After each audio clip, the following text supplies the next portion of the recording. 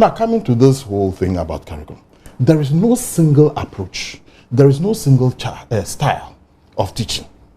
It is not as if before now, the Ghanaian teacher does not engage the child.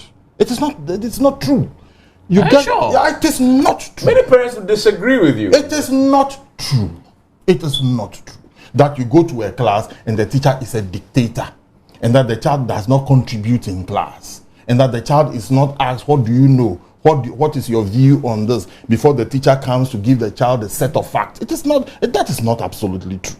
The concept is that the teacher comes and the child. Largely true.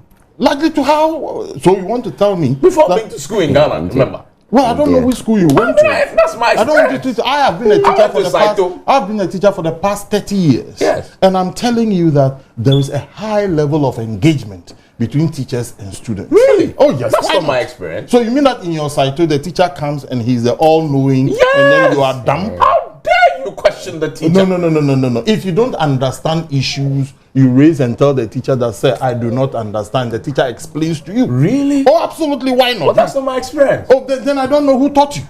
I don't know who taught you. But I'm saying that it is not that true that the teacher is a dictator, the children are in a state of fear, and that the teacher speaks and the child does not speak. What are you talking about here?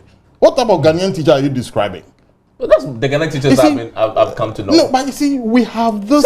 We have this. You know, somebody recently described teachers as demon. We have this over demonization of the Ghanaian teacher to create a sense. There are some very good ones. The over demonization of the Ghanaian teacher to create a sense of incapability, inability, incompetence. Then now we come in with the all-knowing good policy, and then we come and educate the teacher. That is absolutely unacceptable. If you are coming up with a new policy, come up with a new policy. Let's see what the policy functions are. But the truth of the matter is that the teacher is the lead man in the school. You need to have that lead personality for the students to see you as somebody that they can respect, they can identify as the lead man, the manager of the class. The teacher should have a set of knowledge above that of the children. What are you talking about negotiating with class 1 children in school? What kind of Caucasian concepts are these that people are trying to implement here? Come and negotiate that. Today, do you want class tests? No, sir, we are not in the mood for class tests. No, but that's not the kind of negotiation. Well, what kind of, tell me, because for me, that's not the kind of negotiation. Tell me. It's a learning negotiation. So you want to tell, so that learning negotiation, if 1 + 1 is 2, and I come and tell you 1 + 1 is 2, and then you, a class 1 child, do have another understanding of 1 + 1 is 2. Then you can say, no, sir, 1 + 1 is not 2, but 1 + 1 is 3. Then the two of us negotiate or debate as to why 1 + 1 is not 3 but 2. But that's what you're talking about. And this is why I'll say you didn't want 1 + 1 is 2. If the child says 1 + 1 is 3, I will probably want to understand why. Yes, but that's done. But that's done. And then I'll take that as a teaching opportunity to explain why 1 + 1 is 2, and why sometimes in human life, there are actually situations where the universities we went to set the education was useless because we didn't learn all these things. These are things that we do. No, but you, Dr. Amma, you were a lecturer at University of Education, Winneba. Are you telling me that you didn't teach your students? I'm saying that a typical Ghanaian teacher say 1 + 1 is 2. That's it. That's not explaining to you why 1 + 1 is 2. No. Absolutely yes. I do not accept that. Absolutely yes. That is will not go on to take their time and say 1 + 1. You can have a whole lecture 1 + 1 is 2. A teacher, you just say 1 + 1 is 2 and move. When a kid is tracking his head, it's a principle.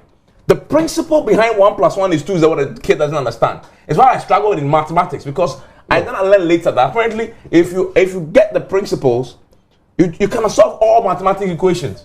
Evans. But the teacher is just giving you 1 + 1 is 2 without teaching you the real fundamental principle that leads to that outcome. No.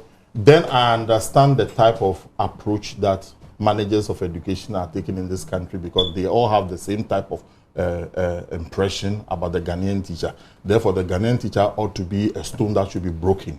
Because when we all think like this, then I'm beginning to understand why people are approaching policies the way they are approaching policies. Are you getting me? But I'm telling you that teachers explain. Yes, some students may not understand. Some students may need more explanation. Some students may need more interaction.